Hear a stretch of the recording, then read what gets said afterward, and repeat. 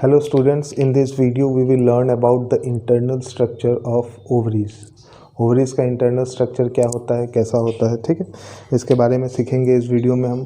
तो सबसे पहले हम लोग बात करते हैं लोकेशन की। Where are the ovaries located, ठीक है। फीमेल रिप्रोडक्शन की बात हो रही है यहाँ पे, ठीक है। फीमेल्स के अंदर ओवरी का क्या काम है? Ovary is responsible for producing the ovum और द एग, ठीक है। ये गैमेट्स प्रोड्यूस करता है, एग प्रोड्यूस करता है और हार्मोन्स प्रोड्यूस करता है, ठीक है। It is the primary organ, reproductive organ in females, ठीक है। तो सबसे पहले इसकी लोकेशन देख लेते हैं। Where are they located inside the body? They are intra abdominally located. Location कैसी है इसकी? इंट्रा एब्डोमिनल लोकेशन है। लोकेशन इंट्रा एब्डोमिनल है। कहाँ पे? पेल्विक रीजन में, इन द पेल्विक रीजन, ठीक है। They are located in the pelvic region, ठीक है। तो ओवरीज के बाहर दे आर, इसका शेप क्या है? आलमंड शेप है। शेप को हम क्या कहते हैं? This type of shape is called as almond shape, ठीक है। दे आर पेयर्ड ग्लैंड्स, ठीक है। तो इसकी जो आउटर मोस्ट लेयर है, the outermost layer of the ovary is called tunica albuginea, ठीक है। ट्यूनिका एल्ब्यूजिना है, ये इसकी आउटर लेयर है। It is fibrous in nature, fibrous in nature, ठीक है। The outermost layer of the ovary is tunica albuginea and it is fibrous in nature. अब ovaries के अंदर की बात करें तो जो अंदर पेरीफेरी वाला एरिया है, ये ग्रीन डॉटेड सेगमेंट, इसको हम कहते हैं कॉर्टेक्स, ठीक है। और जो इनर एरिया है, this segment is called medulla, ठीक है। तो टेस्टिस को हम ओवरीज को हम दो पार्ट्स में डिवाइड कर लेते हैं। The outer region is called cortex and the inner region is called medulla. It is made up of reticular connective tissue, reticular connective tissue, and the medulla region is made up of areolar connective tissue, ठीक है। तो ये हो गया इसका division, ठीक है, parts का डिवीज़न, ठीक है। तो ओवरीज का काम क्या है? What is the work of ovaries? They are going to produce the ovum, ठीक है। तो हम सबसे पहले ये समझने की कोशिश करेंगे कि कौन से सेल्स हैं, कौन से फॉलिकल्स हैं जिनके अंदर सेल डिवीज़न होती है और फाइनली हम लोगों को ओवम मिलता है या फिर सेकेंडरी oocyte मिलता है, ठीक है। तो स्टार्टिंग अब हम लोग करते हैं, ठीक है। तो सबसे पहले क्या प्रेजेंट होता है? प्राइमरी फॉलिकल्स, कुछ सेल्स होती हैं जो गिव राइज करेंगी किसको? एग को। इन सेल्स को हम क्या कहते हैं? Primary follicles. These cells are called as primary follicles, ठीक है। इन प्राइमरी फॉलिकल्स में से कोई एक cell, one single cell is going to grow in size. इन प्राइमरी फॉलिकल्स में से कोई एक सेल जिसका साइज क्या करेगा? ग्रो करेगा। सपोज करो this is going to grow, ठीक है। और बाकी के प्राइमरी फॉलिकल्स उसको क्या करेंगे? सराउंड करेंगे चारों तरफ, ठीक है। A single cell is going to grow and the rest of the cells are going to surround it, ठीक है। ये नेक्स्ट वाले सेल्स इसको क्या करेंगे? सराउंड करेंगे। इस तरीके से मल्टीपल लेयर्स होंगी, ठीक है। मैं यहाँ पे दो ही दिखा रहा हूँ, but there are multiple layers of cells, ठीक है। अब ग्रो करते करते एक टाइम ऐसा आएगा जब इन सेल्स और जो ग्रोइंग सेल है इसके बीच में एक कैविटी डेवलप हो जाएगी। सपोज करो ये है हमारा सेकेंडरी oocyte जो ग्रो किया है, it is called as secondary oocyte। ये सेकेंडरी oocyte कनेक्टेड हो जाएगा, इसके बीच में एक कैविटी डेवलप हो जाएगी, ठीक है। The cell is going to grow and a cavity is going to develop in between. जब ये कैविटी डेवलप हो जाती है तो इस स्टेज को हम क्या कहते हैं? Then this is called as Graafian follicle. हम इसको क्या बुलाना स्टार्ट कर देंगे? ग्राफियन फॉलिकल, ठीक है। ग्राफियन फॉलिकल का स्ट्रक्चर हम डिटेल में देखेंगे अभी, ठीक है। ग्राफियन फॉलिकल एग्जैक्टली दिखता कैसे है? Suppose this is our secondary oocyte, ये क्या है? हमारा सेकेंडरी oocyte है। This is our secondary oocyte, ये सेकेंडरी oocyte वाली सेल है जो ग्रो कर गई है, ठीक है। सेकेंडरी oocyte को चारों तरफ से सराउंड करेगा हमारा ग्राफियन फॉलिकल। जैसे ग्राफियन फॉलिकल की सेल्स हैं, ये इसको चारों तरफ सराउंड करके रखेंगे, ठीक है। और ये बीच में कैविटी डेवलप हो जाएगी, ठीक है। सेल्स की एक कैविटी डेवलप हो जाएगी इस तरीके की, ये डबल लेयर्ड होगी, it may be more than 2 also, okay, ठीक है। अब दिस इज व्हाट, जो मिडिल में जो एक सेल ग्रो की है उसको हम लोग क्या कहते हैं, this is the secondary oocyte,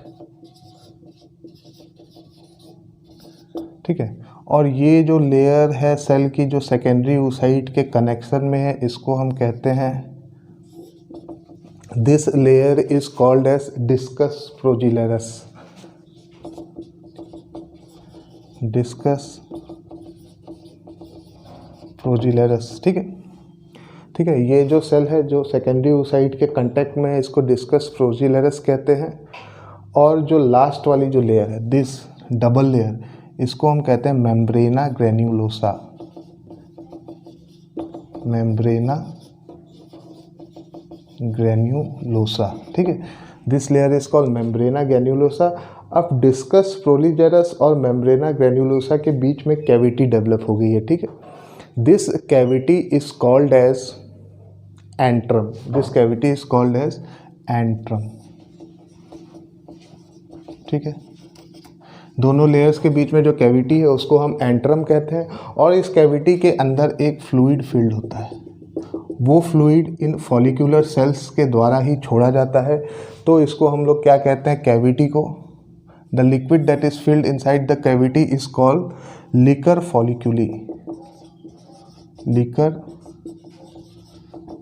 फॉलिक्यूली, liquor folliculi. ये क्यों, क्योंकि ये जो ग्राफियन फॉलिकल के फॉलिकुलर सेल्स हैं, they are going to secrete this liquid, that is why it is called as liquor folliculi, ठीक है।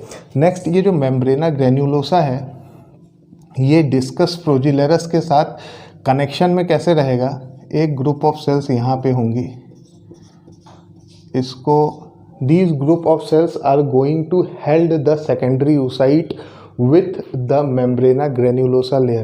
membrana granulosa layer का secondary oocyte के साथ या फिर discus progillerus के साथ एक कनेक्शन इस्टेब्लिश करते हैं एक ग्रुप ऑफ सेल्स, जिसको हम क्या कहते हैं, जर्म हिल सेल, इसको हम कहते हैं जर्म हिल,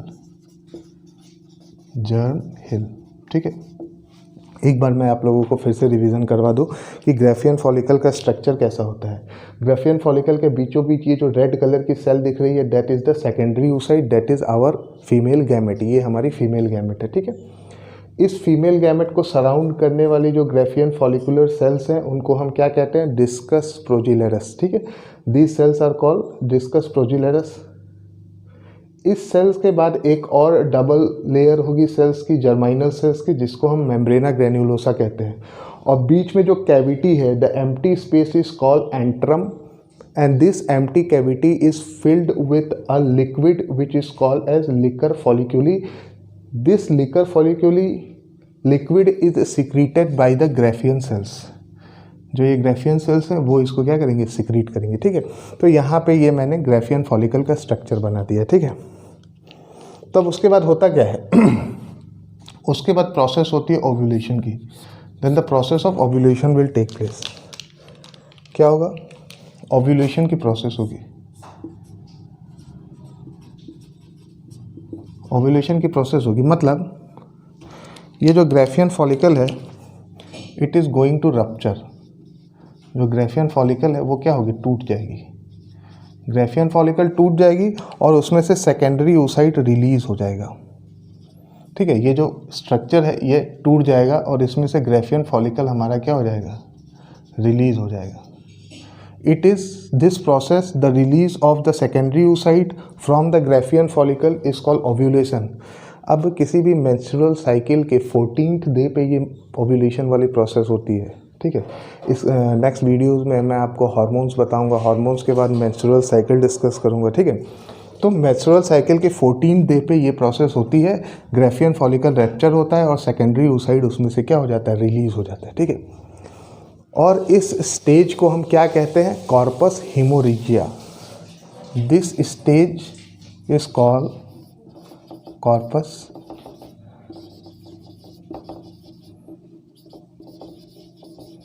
हेमोरेजिया, ठीक है। ये पहला स्टेप है, ग्राफियन फॉलिकल रैप्चर हुआ, एग रिलीज हुआ और इस स्टेज को हम क्या कहते हैं, कॉर्पस हेमोरेजिया, ठीक है।